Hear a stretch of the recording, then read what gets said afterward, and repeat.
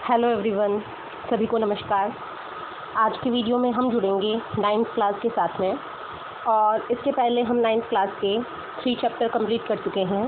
Cell, basic unit of life, second tissues, third diversity in living organism. आज का जो topic है उस टॉपिक में हम why do we fall ill chapter 13 को स्टार्ट करेंगे पार्ट फर्स्ट के फॉर्म में। इसमें जो है एनसीईआरटी फुली एक्सप्लेन की जाएगी, तो ज़्यादा से ज़्यादा बेनिफिट के लिए फुल सेशन के साथ में आप जुड़ें। आइए स्टार्ट करते हैं 13 chapter why do we fall ill का first part. Why do we fall to ill है उस चैप्टर का जो स्टार्टिंग है वो स्टार्टिंग एक एक्टिविटी के साथ में है। इस एक्टिविटी को आप जनरली देख सकते हैं।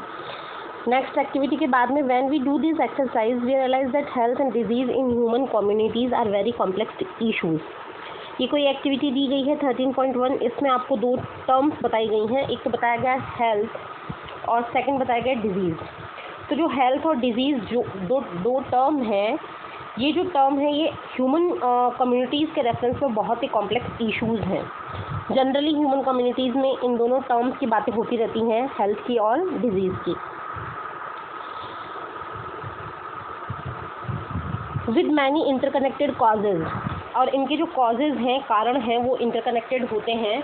हेल्थ और डिजीज़ के जो रीजंस हैं, कॉजेज़ हैं, वो एक दूसरे के साथ में जुड़े हुए या इंटरकनेक्टेड होते हैं। We also realize that the ideas of what health and disease mean are themselves very complicated. अगर हम आइडिया लगाने की कोशिश करें कि सेपरेटली एक्चुअल में हेल्थ किसे कहते हैं और डिजीज़ किसे कहते हैं, तो this is the very complicated. ये एक बहुत ज़्यादा ही कॉम्प्लिकेटेड या जटिल क्वेश्चन हो जाता है। When we ask what cause disease and how we prevent them, हमने ये क्वेश्चन पूछा कि ऐसे कौन से रीजंस हैं, कॉज हैं जिनके कारण डिजीज़ होती है। हाउ वी प्रिवेंट दैम, हम इन बीमारियों को कैसे रोक सकते हैं। We have to begin by asking what these notions means. तो सबसे पहले इन क्वेश्चंस का आंसर लेने के पहले हमें ये देखना पड़ेगा कि इनके मीनिंग क्या है, इनके अर्थ क्या हैं। We have seen that cells are the basic unit of organism. हमने टिश्यू वाले चैप्टर में देखा, सेल वाले चैप्टर में देखा कि हमारी जो बॉडी है, लिविंग ऑर्गेनिजम्स की जो बॉडी होती है उसकी बेसिक यूनिट होती है सेल्स।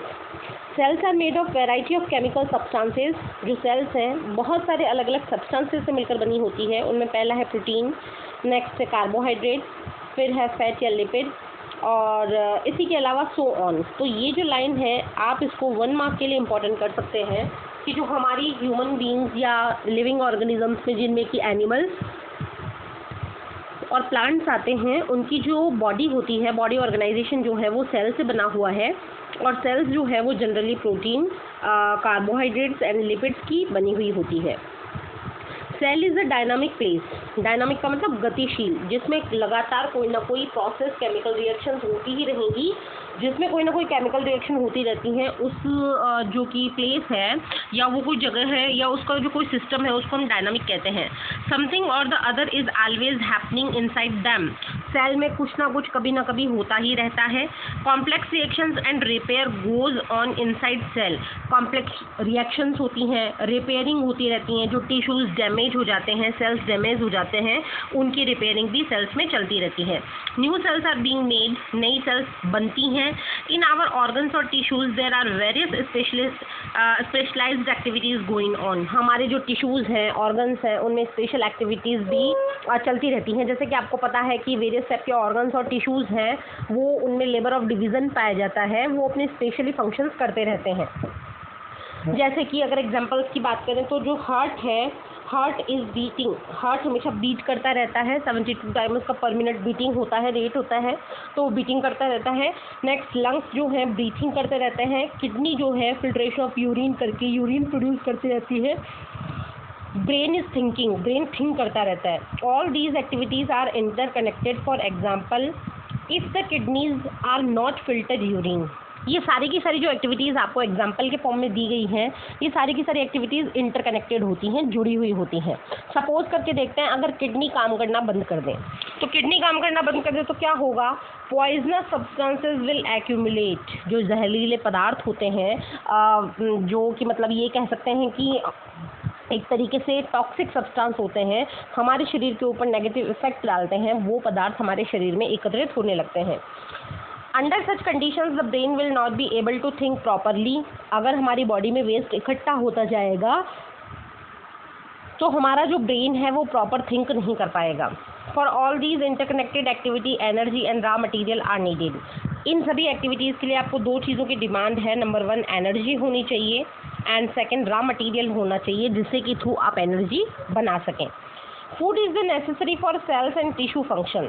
तो हम ये कह सकते हैं कि सेल और टिश्यू को फंक्शन करने के लिए फूड की रिक्वायरमेंट होती है। Anything that prevent proper functioning of cell and tissue will lead to a lack of proper activity of the body. अगर हमारी सेल और टिश्यू की मेंटेनेंस के ऊपर कोई कमी आई तो हमारी बॉडी के परफॉर्मेंस में भी कोई ना कोई कमी श्योरली आएगी।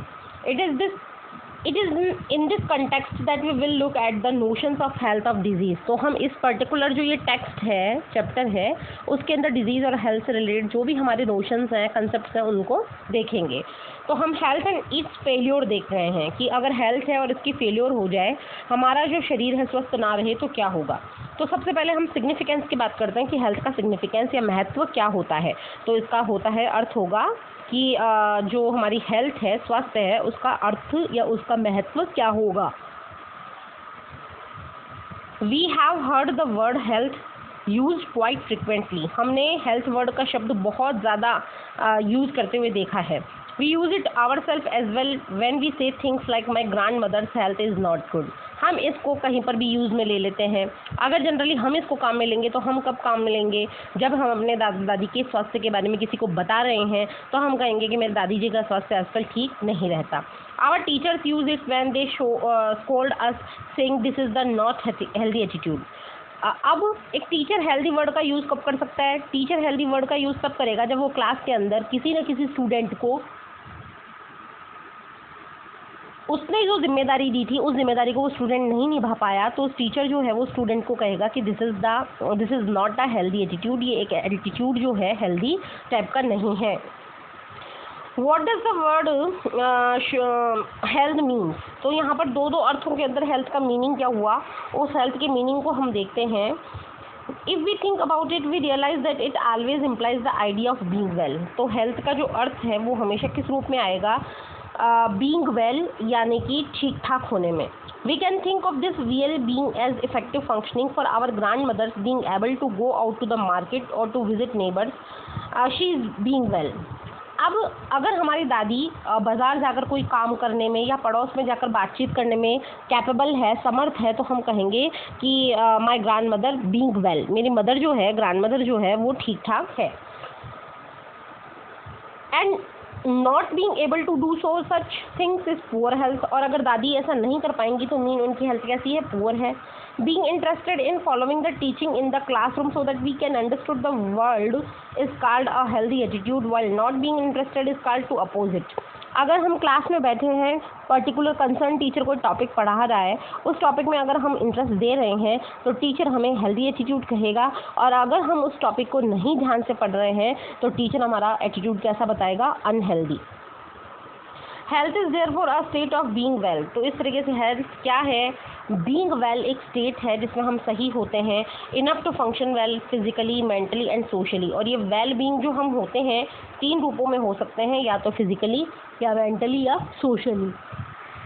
Next, personal and community issues both matter for health. Health के लिए ये दोनों जो टर्म्स हैं ये काम में आते हैं, दोनों ही इम्पॉर्टेंट होते हैं। If health means a state of physical needs and social well-being, it can't be something that each one of us can achieve entirely on our own. The health of all organisms will depend on their surrounding or their environment। सबसे पहली बात ये है कि अगर हमें अपनी health सुधारनी है तो ये हम अपने आप में नहीं कर सकते। जैसे कि आप और हम चाहें हमारी हेल्थ सुधरे और सारे के सारे उपाय जो हैं वो भी हम अपने से ही संबंधित करें तो ये पॉसिबल नहीं है।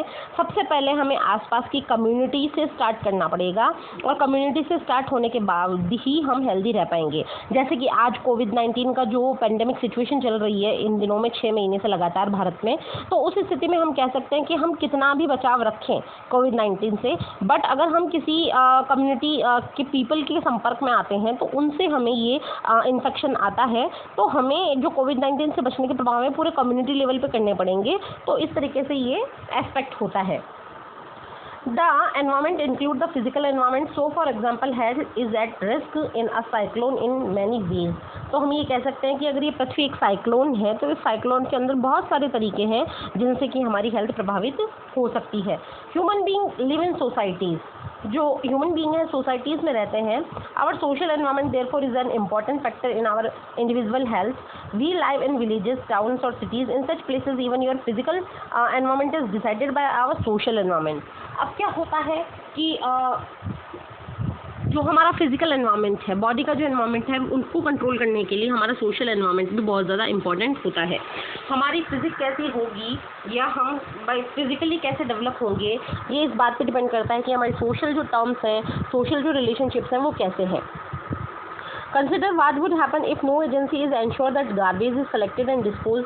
आप अगर नगर पालिका, नगर निगम के क्षेत्रों में रहते हैं तो कोई ना कोई डिस्पोजल करने की गाड़ी आती है, सुबह कचरा बीनती है और कचरे को इकट्ठा करके गार्बेज को और ले जाकर एक पर्टिकुलर जगह पर डालती है। दिमाग लगा कर देखिए कि अगर वो कचरे को डिस्पोज करने वाली जो गार्बेज कलेक्शन की एक गाड़ी आ रही है म्यूनिसिपल की, कॉरपोरेशन की, अगर वो ना आए तो क्या होगा। What would happen if no one take responsibility for clearing the drains and ensuring that water does not collect in the street or open spaces। अब क्या हो कि अगर ऐसी कोई एजेंसी ना हो जो कि पानी को कलेक्ट करे या फिर ओपन स्पेस ना बनने दे या ब्रीडिंग ग्राउंड ना बनने दे। So if there is a great deal of garbage thrown in our street और if there is open drainage water line stagnant around here and where. अब क्या होगा अगर ऐसा ना होगा तो जगह जगह पर तो कूड़ेदान हो जाएंगे, गार्बेज इकट्ठा हो जाएगा और जगह जगह पर पानी ओपन में इकट्ठा होता रहेगा और ऐसा जो पानी है वो जो कीड़े मकोड़े हैं, मच्छर हैं, मक्खियाँ हैं, उनकी ब्रीडिंग का ग्राउंड बनेगा। So if there is a great deal of garbage thrown in our street or if there is open drain water lying stagnant around where we live, this possibility of poor health increases।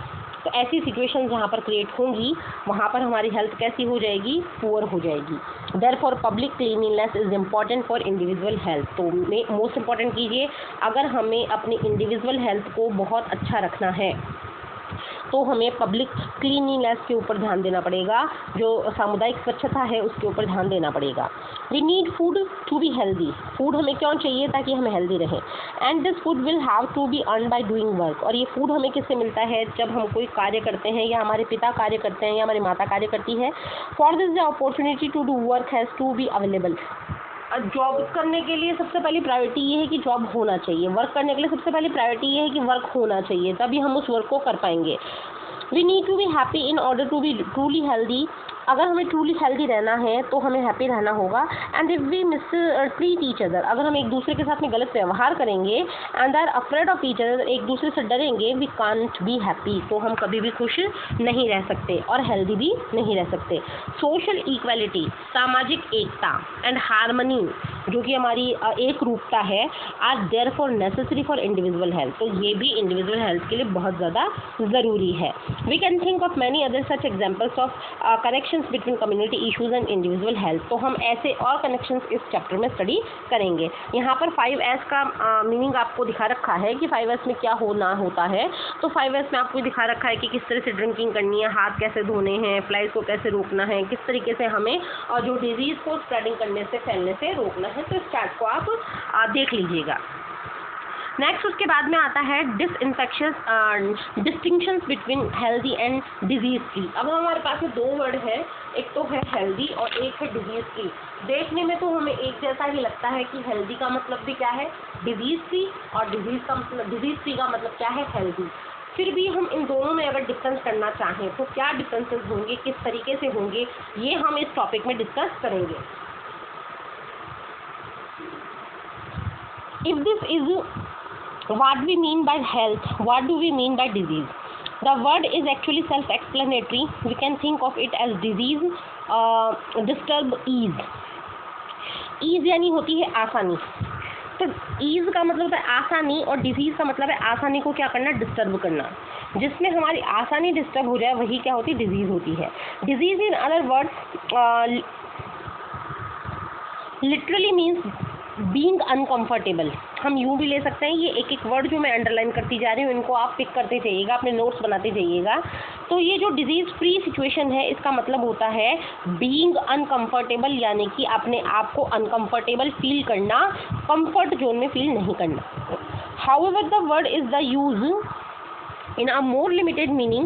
We talk of disease when we can't find a specific and particular cause of the discomfort. अगर हमें discomfort है तो हमें उस discomfort का क्या ढूंढना पड़ेगा, पर्टिकुलर कोई ना कोई रीज़न ढूंढना पड़ेगा। This does not mean that we have to know the absolute final cause. हमें अगर डिस्कम्फर्ट होता है तो ये ज़रूरी नहीं है कि हमें कोई फाइनल कॉज मिल जाएगा। हम जो प्राइमरी कॉजेज़ ना मिलकर सेकेंडरी कॉज भी मिल सकते हैं, कुछ भी हो सकता है। एक्चुअल में फाइनल रिजल्ट आना बहुत मुश्किल है स्टार्टिंग में। We can say that someone is suffering from diarrhoea. एक एग्जाम्पल लिया कि कोई एक व्यक्ति है वो डायरिया यानी उल्टी दस्त से परेशान है, without knowing exactly what has cause the loose motion. और हमें अभी तक ये नहीं पता कि लूज मोशंस जो उसको हुए हैं वो लूज मोशंस होने का पर्टिकुलर कारण क्या है, उल्टी दस्त होने का कारण क्या है।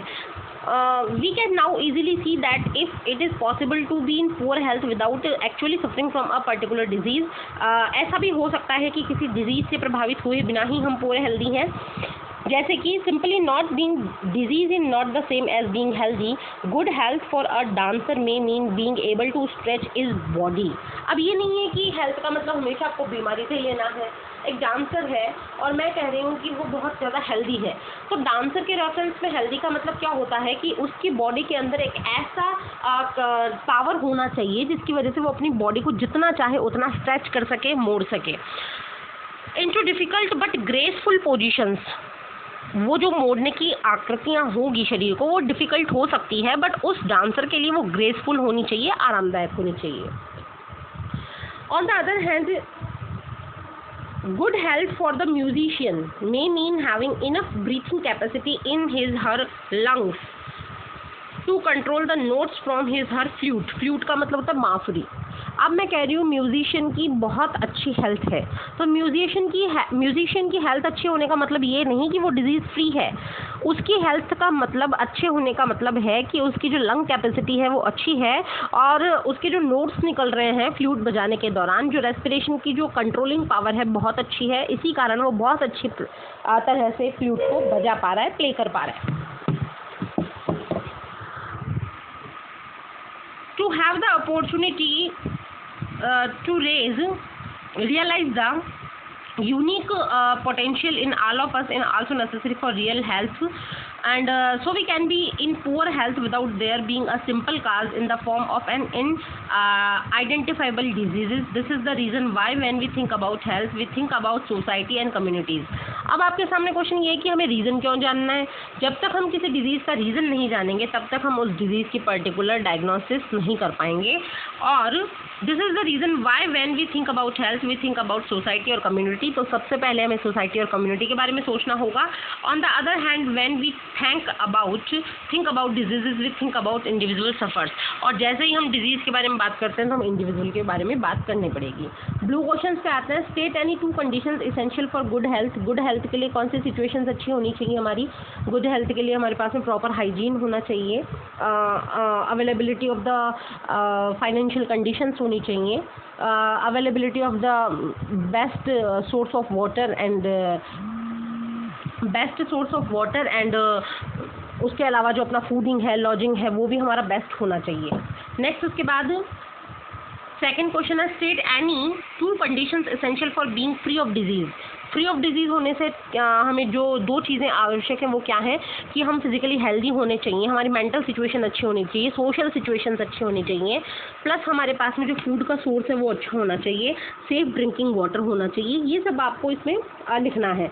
Are the answers of the above questions necessary the same or different, why? क्या इन दोनों के जो आंसर्स हैं वो सेम है या डिफरेंट हैं? देखिए डिजीज़ के लिए तो हम क्या करेंगे कि सोशल चीज़ को हम लागू नहीं कर सकते, बट हेल्थ के लिए हम सोशल चीज़ों को लागू करेंगे। तो यही 2 बातों के बीच में डिफरेंस होगा। डिजीज़ एंड इट्स कॉज की बात करते हैं. What does disease look like, कि डिजीज़ कैसी होती है. Let us now think a little more about disease. थोड़ा सा हम डिजीज़ के बारे में थोड़ा ज़्यादा देखते हैं.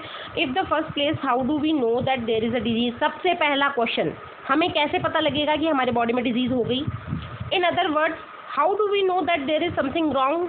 दूसरे शब्दों में ये कह सकते हैं कि हमें क्या पता कि हमारे शरीर के साथ में कुछ गड़बड़ हो हुआ है. There are many tissues in our body. हमारी बॉडी में बहुत सारे टिश्यूज़ हैं.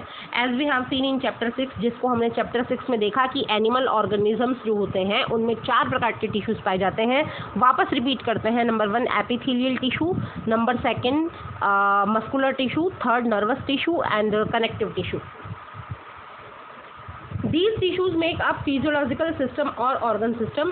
ये सब मिलकर physiological और organ system बनाते हैं that carry out functions. Each of the organ system has a specific organ.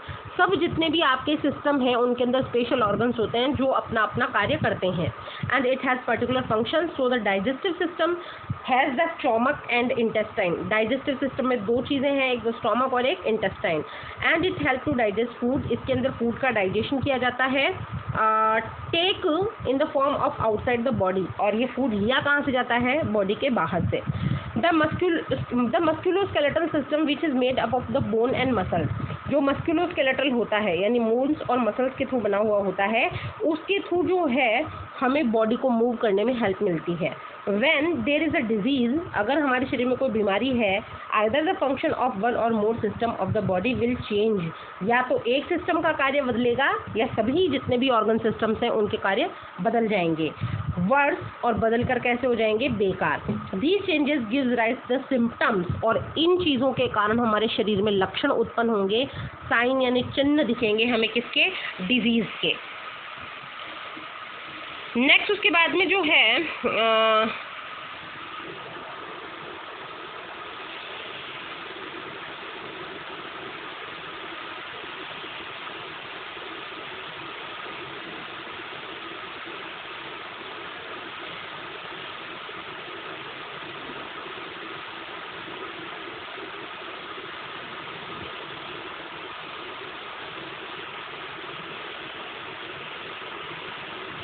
Examination stress. अब हम किसको फील कर रहे हैं, एग्जामिनेशन स्ट्रेस को फील कर रहे हैं. और very rarely it may mean meningitis. तो अगर हम एग्जामिनेशन स्ट्रेस को फील कर रहे हैं, एग्जाम्स का हमें स्ट्रेस फील हो रहा है, तो हमें बॉडी में जो बीमारी होगी वो होगी मेनिंजाइटिस.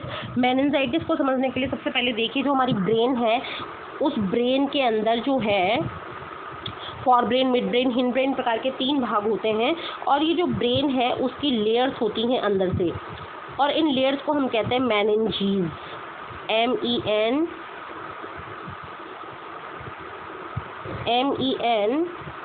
MENINGES, meninges. जब इन मेनिंजीज में स्वेलिंग आती है तो वो बीमारी कहलाती है मेनिंजाइटिस. और any one of the dozen different diseases, और इस तरीके से अलग अलग डिजीज होती हैं. Science of disease are what physician will look for on the basis of symptoms. तो जो फिजिशियन होता है, डॉक्टर होता है, वो सिम्टम्स के बेसिस पे पता लगाते हैं कि कौन सी हमें बीमारी हुई है. Science will give us little more definition.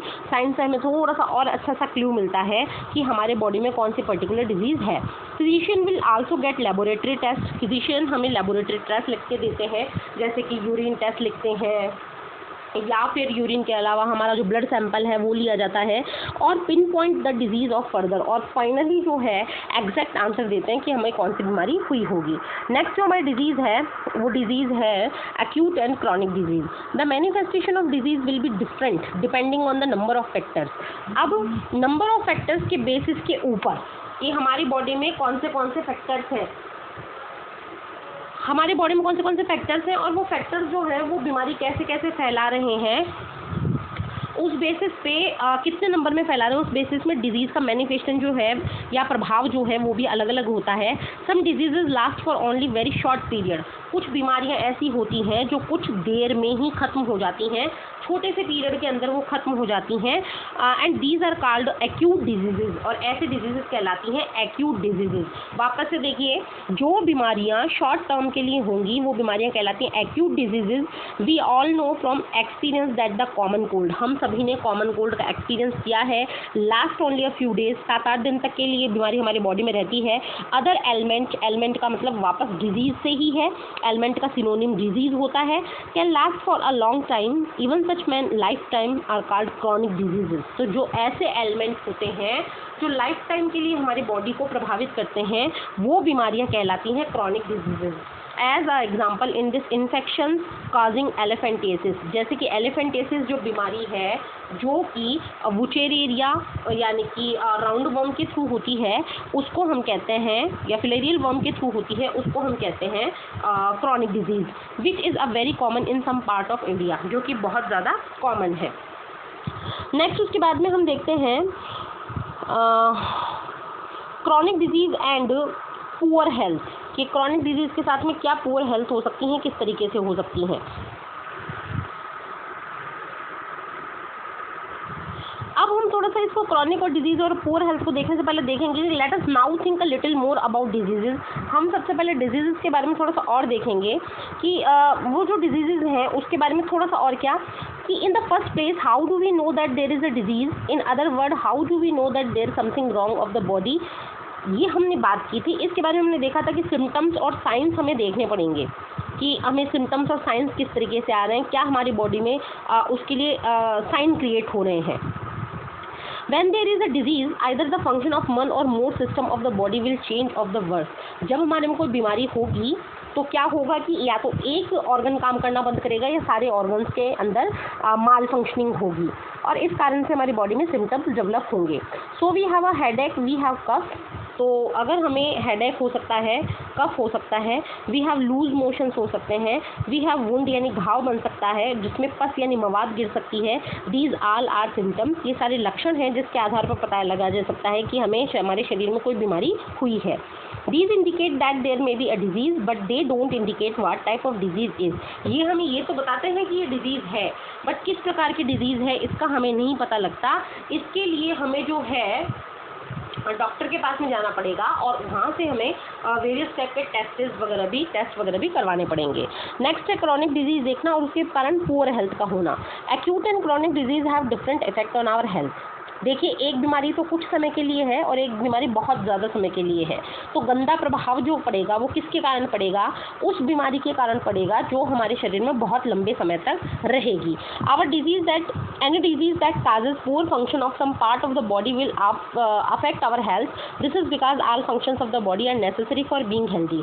ऐसा क्यों होता है कि अगर मानिए कोई बीमारी हो रही है और उसके कारण एक जो ऑर्गन है वो काम करना बंद कर रहा है, तो हमारी बॉडी के ऊपर उसके सिम्टम्स दिखाई देंगे, बिकॉज हमारी बॉडी के लिए हर ऑर्गन और उसका किया गया फंक्शन बहुत ज़्यादा इंपॉर्टेंट होता है। But N acute disease which is over very soon, लेकिन एक एक्यूट डिजीज़ है जो कि बहुत जल्दी क्या हो जाती है, ओवर हो जाती है, ख़त्म हो जाती है, will not have time to cause major effect on our general health. उसको ज़्यादा टाइम नहीं मिलता कि वो हमारी हेल्थ को प्रभावित कर पाए, जैसे कि क्रॉनिक डिजीज़ करती है। एज एन एग्जाम्पल, हम एक एग्जाम्पल लेकर इसके बारे में बात करते हैं। हमें कफ एंड कोल्ड हुई, will all of us have from time to time, जो कि हमें कफ और कोल्ड टाइम टू टाइम होती रहती है। Most of us get better and become well within a week or so. एक वीक के अंदर हम सही हो जाते हैं और काम पर लौट जाते हैं। And there are no lasting effects on our health, और इसका हमारे हेल्थ के ऊपर कोई नेगेटिव इफेक्ट भी नहीं होता। But if we get infected with chronic disease such as that tuberculosis, लेकिन अगर हमें टीबी हो जाए, लंग्स में ट्यूबरक्लोसिस हो जाए, तो क्या होगा? All over the year does makes us loss weight and feel tired all the time. हमें टीबी जो होगी कई सालों तक उसके सिम्टम्स हमारी बॉडी में रहेंगे और उसकी वजह से हमारा वजन कम होगा और हम हर समय वीकनेस फील करेंगे। You may no go to school for a few days if we have an acute disease. अगर हमें एक्यूट डिजीज़, सर्दी, खांसी, जुकाम, बुखार होता है तो हम कुछ दिनों के लिए स्कूल नहीं जाते, but a chronic disease will make it difficult for us to follow what is being taught in school and reduce our ability to learn. लेकिन अगर हमें क्रॉनिक डिजीज़ होती है तो ना तो हम स्कूल जा पाएंगे, स्कूल में हमें क्या पढ़ाया जा रहा है वो हम समझ नहीं पाएंगे। Next, in other words, we are likely to have prolong general poor health if we have chronic disease. अगर हमें क्रॉनिक डिजीज़ होती है तो हमारी हेल्थ के ऊपर नेगेटिव इश्यूज होंगे। Chronic diseases therefore have very drastic long term effect. इसके जो इफेक्ट आते हैं वो बहुत घातक यानी ड्रास्टिक होते हैं on people's health as compare to acute diseases. Next उसके बाद में अगर अपन बात करें तो बात आती है कॉजेज ऑफ डिजीज़ की, कि डिजीज़ के कॉजेज कौन से होते हैं। तो डिजीज़ के कॉजेज की बात करें, व्हाट कॉज डिजीज़, डिजीज़ के क्या कॉज हैं। When we think about cause of disease we must remember that there are many level of such causes. बहुत सारे लेवल हो सकते हैं इन बीमारियों के। Let us look at example, if there is a baby suffering from loose motion, अगर एक बच्चे को लूज मोशन हुए, we can say that the cause of the loose motion is probably an infection. तो स्टार्टिंग में आप क्या सोचेंगे कि बच्चे को जो लूज मोशन हुए हैं उसका कारण है कि बच्चे को क्या हो गया, इन्फेक्शन हो गया। But the most next question is where did the infection come from. लेकिन अगला प्रश्न ये है कि वो इन्फेक्शन आया कहाँ से। Suppose we find that the infection come through unclean drinking water. तो सोचिए किसी दूसरे व्यक्ति ने दिमाग लगा लिया कि वो इन्फेक्शन कहाँ से आया, कि जो गंदा पानी था उस गंदे पानी को बच्चे ने पिया और वो इन्फेक्शन उस बच्चे के बॉडी में एंटर कर गया। But many babies must have had the unclean drinking water, so why is it that one baby developed loose motion when the other babies did not। तो नेक्स्ट क्वेश्चन हमारे दिमाग में क्या आएगा कि इस गंदे पानी को तो लगभग सभी बच्चे पानी पी रहे हैं, तो क्यों वो जो सिम्टम्स हैं उस डिजीज़ के, लूज मोशंस के, उसी एक बच्चे में आए, बाकी बच्चों के ऊपर उसका कोई इफेक्ट नहीं हुआ। नेक्स्ट उसके बाद में जो हमारे दिमाग में उसका आंसर होगा वो ये हो सकता है कि one reason might be that this baby is not healthy. हम क्या कहेंगे कि हो सकता है बाकी जो बच्चे हैं वो तो हेल्दी हैं और ये बच्चा कैसा है, अनहेल्दी है। As a result it might be more likely to have disease when expose to risk. और ये चूँकि अनहेल्दी है इसलिए जैसे ही इसके कंटेक्ट में इन्फेक्शन आया, इस इन्फेक्शन को इसने क्या कर लिया, परसीव कर लिया, प्राप्त कर लिया आसानी से। Where healthier babies would not, और जो हेल्दी बेबी थे उन्होंने उस इन्फेक्शन को परसीव नहीं किया। नेक्स्ट क्वेश्चन फिर हम ये कहेंगे कि why is the baby not healthy. तो अगर ये बेबी नॉट हेल्दी है और अनहेल्दी है तो ये क्यों है unhealthy. Perhaps because it is not well nourished. तो आंसर आएगा कि हो सकता है कि इसको पूरा पोषण नहीं मिला हो, न्यूट्रिशन नहीं मिला हो, and does not get enough food, और पर्याप्त मात्रा में खाना भी ना मिलता हो। So lack of good nourishment become as second cause. तो अंडरलाइन करेंगे कि जो गुड नरिशमेंट है वो इसका सेकेंड कॉज बन जाता है। Further why is the baby not well nourished. Next question है कि क्यों बच्चे को पूरा पोषण क्यों नहीं दिया गया। Perhaps because it is from house hold which is poor. हो सकता है कि वो उस घर का बच्चा है जिस घर का मालिक बहुत ज़्यादा गरीब है। तो इस तरीके से क्वेश्चन आंसर चलते रहेंगे। डिफरेंस और the poor nourishment alone would not be lead to loose motion. अब क्या होता है कि अकेला जो है, कई रीजंस ऐसे होते हैं जहाँ पे कि इस तरीके से हम ये नहीं कर सकते। It is also possible that the baby has some genetic differences. हो सकते हैं कि उस बेबी को क्या हो, कोई जेनेटिक डिफरेंसेज हो that make it more likely to suffer from loose motion. इसी कारण से, उसके जीन्स और क्रोमोसोम्स के कारण से वो ज़्यादा से ज़्यादा प्रभावित हो जाता है लूज मोशन से। विदाउट द पैथोजन, अगर पैथोजन जो होते हैं, पैथोजन क्या होते हैं, डिजीज कॉजिंग ऑर्गेनिज्म। तो without the pathogen genetic differences और the poor nourishment alone would not lead to loose motion. आप ये कहो कि पैथोजन तो घुसा ही नहीं बॉडी में, और उसके अलावा उसकी जेनेटिक्स खराब थी और उसको खाना नहीं मिल रहा था प्रॉपर, तो इन दोनों कारणों से लूज मोशन नहीं हो सकता। पैथोजन का एंटर होना उसमें आवश्यक है। पैथोजन भी एंटर हुआ, जेनेटिक डिफरेंसेस भी हैं, पुअर न्यूट्रिशन भी है। इन तीनों कारणों से बेबी को क्या हुआ है, लूज मोशंस हुए हैं। But they do become contributory causes. और ये कॉजेज कौन से बन जाते हैं, कंट्रीब्यूटरी का मतलब मुख्य जो कारण है उसमें अपना सहयोग देने वाले कारण कहलाते हैं contributory causes. Why Was there no clean drinking water for the baby? Perhaps because the public services are poor। हो सकता है कि वहाँ की पब्लिक सर्विस जो है वो बहुत ही ज़्यादा पुअर है, इसीलिए उस बच्चे के लिए वहाँ पे स्वच्छ पानी पीने के लिए नहीं है। Where the baby family lives, so poverty और lack of public services। तो जो गरीबी और पब्लिक सर्विसेज की जो कमी है become the third cause of the baby's disease। वो कैसा कारण बनेंगी, थर्ड कॉज बनेंगी। It will now be obvious that all diseases will have immediate cause and contributory cause। तो मोस्ट इम्पॉर्टेंट कीजिए कि हर कोई बीमारी जो होती है उसके दो कॉज या कारण होते हैं। एक तो होता है इमीडिएट कॉज और एक होता है कंट्रीब्यूटरी कॉज। तो पैथोजन तो किस में जाएंगे, इमीडिएटरी में, और बाकी सारी चीज़ें किस में जाएंगी, कंट्रीब्यूटरी में। also most disease will have many causes rather than one single cause. Then infectious and non-infectious causes की देखते हैं कि infectious कौन से होते हैं और non-infectious कौन से होते हैं। तो सबसे पहले हम infectious के ऊपर आते हैं। As we have seen, it is important to keep public health and community health factors in mind when we think about cause of disease. जब हम cause of disease की बात करेंगे, हमें public और community को अपने दिमाग में रखना होगा। We can take the approach a little further. हम इस बात को थोड़ा सा आगे लेके जाएंगे। It is useful to think of immediate cause. सबसे पहले हम immediate cause के बारे में सोचेंगे जिसके कारण की डिजीज़ हुई, तो वो दो प्रकार के हो सकते हैं। पहला क्या हो सकता है, one group of causes is the infectious agent. जो पहला ग्रुप हो सकता है वो इन्फेक्शियस एजेंट्स का है, जिसमें कि माइक्रोब्स आते हैं। Disease where microbes are immediate cause are called infectious disease. Most important कीजिए, ऐसी बीमारियां जिसका प्राइमरी और इमीडिएट कारण जो होते हैं वो माइक्रोब्स होते हैं, वो डिजीजेस कहलाती हैं इन्फेक्शियस डिजीजेस, यानी कि संक्रमण बीमारियां। This is because the microbe can spread. इन बीमारियों को माइक्रोब एक जगह से दूसरी जगह फैलाते हैं, and the diseases they cause will spread with them. और इनके साथ साथ ये बीमारियां भी एक जगह से दूसरी जगह फैलती रहती हैं। थिंग्स ऑफ पॉन्डर, पॉन्डर का मतलब सोचने की बातें। पहली बात है कि do all disease spread to people coming in contact with a sick person. क्या सारी बीमारियां एक बीमार व्यक्ति से स्वस्थ आदमी फैलती है? नो, सारी बीमारियां नहीं फैलती। Second, what are the disease that are not spreading. जो फैलती नहीं है वो क्या कहलाएंगी? Non infectious diseases.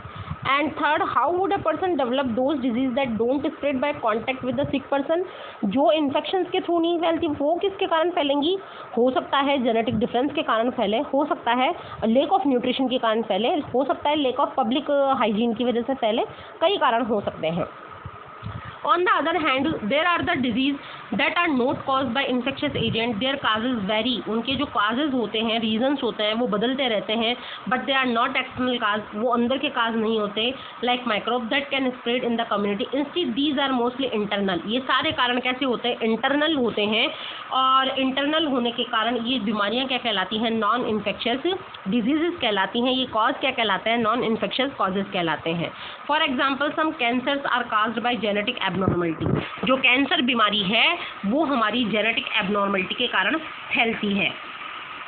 इसीलिए हाई ब्लड प्रेशर जो है can be cause by excessive weight. ज़्यादा वेट गेन होने के कारण हमारा बीपी क्या हो जाता है? ज़्यादा बढ़ जाता है। एंड लेक ऑफ एक्सरसाइज, अगर हम एक्सरसाइज की कमी करते हैं तो भी हमारे बीपी की शिकायत हमें हो जाती है।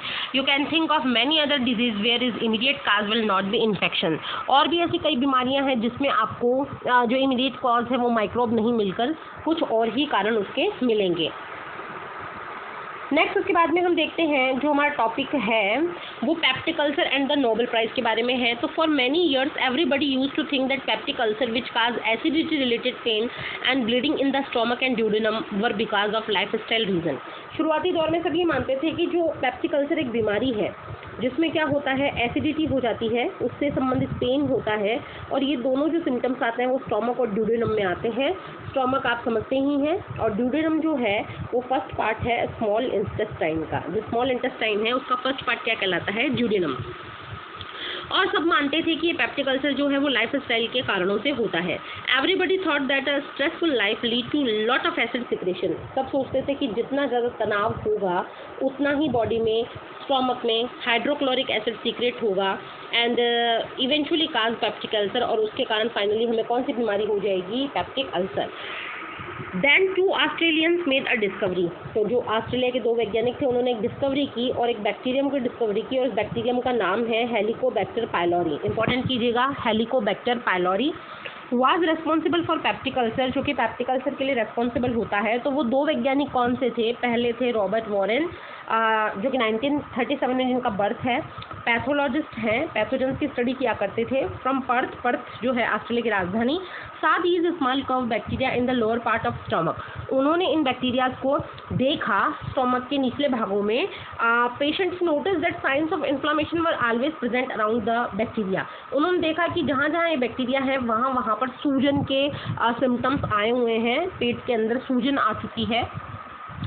And Barry Marshall born in 1931 a young clinical fellow. उनके जो मतलब यंग क्लिनिकल फेलो थे जो 1951 में जिनका बर्थ हुआ था, तो फेलो का मतलब मित्र थे, बिकेम इंटरेस्टेड इन वारेंस फाइंडिंग्स। तो उनको इंटरेस्ट आ गया वारन की खोज में।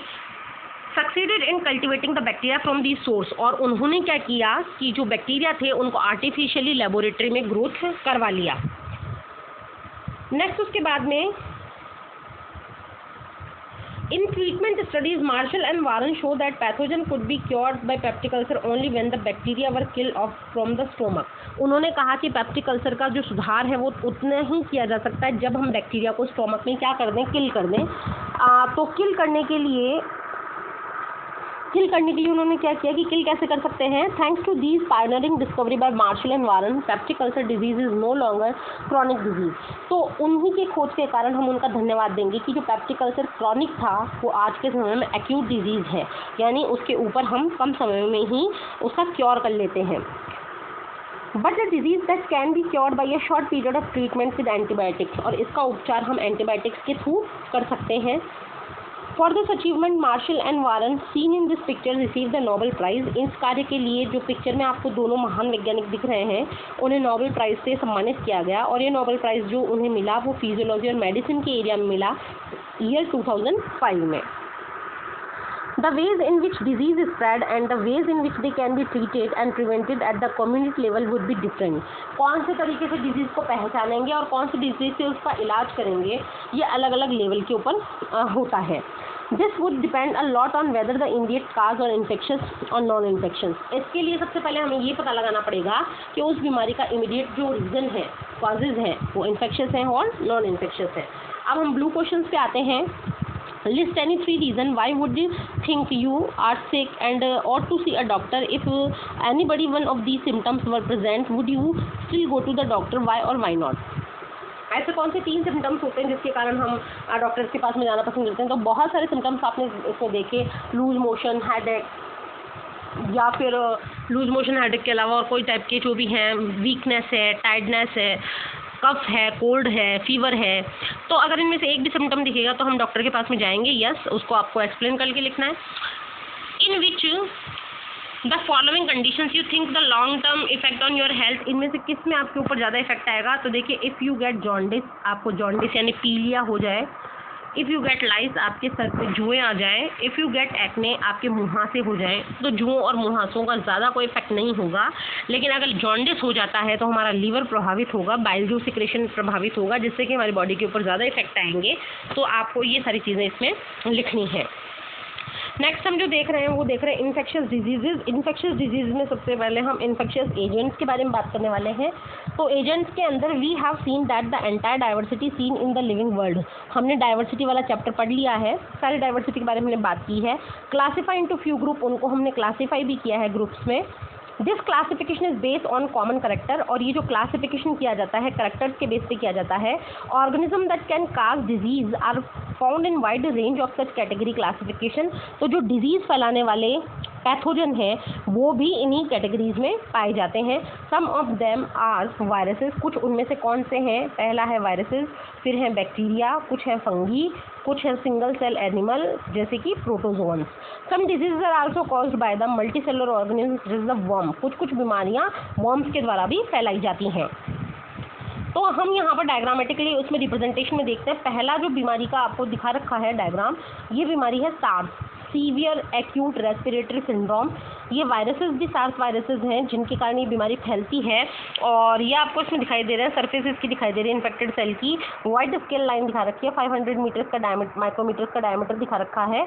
और सेकंड डायग्राम जो है वो है लेशमानिया की, लेशमानिया का डायग्राम है। ये भी एक पैथोजन है और इससे आपको जो बीमारी होती है वो है काला आजार। इसके सारे फीचर्स इसमें दे रखे हैं। थर्ड जो आपको दे रखा है पिक्चर वो है स्टेफाइलोकोकाई। ये एक बैक्टीरिया है जिसके कारण आपको एक्ने यानी मुहासे होते हैं स्टेफाइलोकोकाई के कारण। और नेक्स्ट जो डायग्राम है वो ट्रिपैनोसोमा का है, और इसके थ्रू स्लीपिंग सिकनेस बीमारी होती है। और ये जो ऑर्गेनिज्म है ये इस शेप का दिखाई देता है। नेक्स्ट उसके बाद में जो डायग्राम आपको शो किया हुआ है वो है राउंड वर्म का, और इसके कारण ये जो साइंटिफिक नेम है इसका वो है एस्केरिस लम्ब्रिकॉइडस, और इसके कारण आपको एस्केरियासिस डिजीज भी होती है। तो इस तरीके से कुछ इन्फेक्शियस एजेंट्स हैं जिनके बारे में हमने इस चैप्टर में डिस्कशन किया। नेक्स्ट हम जो चैप्टर को प्रोसीड करेंगे वो पार्ट सेकंड में उसको प्रोसीड करेंगे। आई होप आज का चैप्टर आपको पसंद आया होगा, आपके बहुत सारे कंसेप्ट क्लियर हुए होंगे। अपने इंपॉर्टेंट फीडबैक्स कमेंट सेक्शन में लिखना ना भूलें, कोई प्रॉब्लम हो तो उसको भी फीडबैक सेक्शन में लिखना ना भूलें। ज़्यादा से ज़्यादा वीडियो को लाइक ज़रूर करें, शेयर ज़रूर करें। तब तक के लिए हैव अ नाइस डे।